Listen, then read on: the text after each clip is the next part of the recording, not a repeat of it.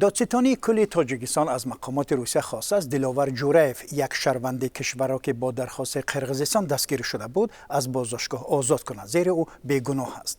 دادستانی روز 13 نوامبر با نشر یک بیانیه رسمی در وبسایتش گفت ادعای مقامات قرقیزستان که دلاور جورایف 52 ساله در تشکیل کردن بی‌ترتیبی‌های عمومی و اوباشی در مناطق نزدیک سرحدی و تعیین و علامت گذاری نشده بین ناحیه اسفره و ناحیه بادکن قرقیزستان دست دارد بی اساس و دارای انگیزه‌های سیاسی است. در بیانیه آمده است با نظرداشت انگیزه سیاسی داشتن ایبنامه پروکراتوری گنرالی تاجیکستان 12 نوامبر سال 2021 عنوان پروکراتوری گنرالی روسیه مکتوب آماده نموده خواهش کرده است که درخواست جانب قرقیزستان بی بررسی مانده شود و شهروند جورایف از حبس آزاد کرده شود. دلاور جورایف را مقامات انتظامی روسیه روز 8 نوامبر در شهر نووسیبیرسک دستگیر کردند. دلاور جورایف 6 ماه باز مورد پیگرد قرقیزستان است و مقامات این کشور می‌خواهند روسیه او را برای محاکمه به بشکک بدهد. دلاور جورایف این زمان در بازداشتگاه موقتی رقم 1 شهر نووسیبیرسک است.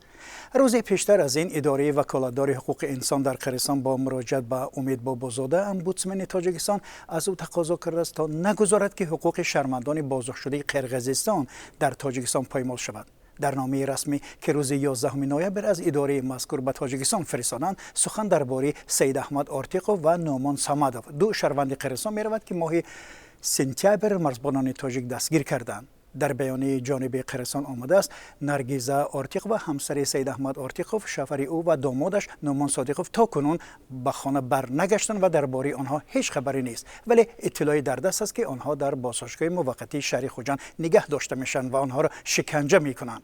سرچشمه همه این پرونده و بازداشت ها مناقشه های خونین در مرز تاجیکستان در ماه اپریل است. در نزاعی که از 28 اپریل تا 29 اپریل ادامه کرد، از هر دو طرف 55 نفر کشته شدند و ده تن دیگر جراحت برداشتند. خانه و مالکیت زیادی از بین رفت.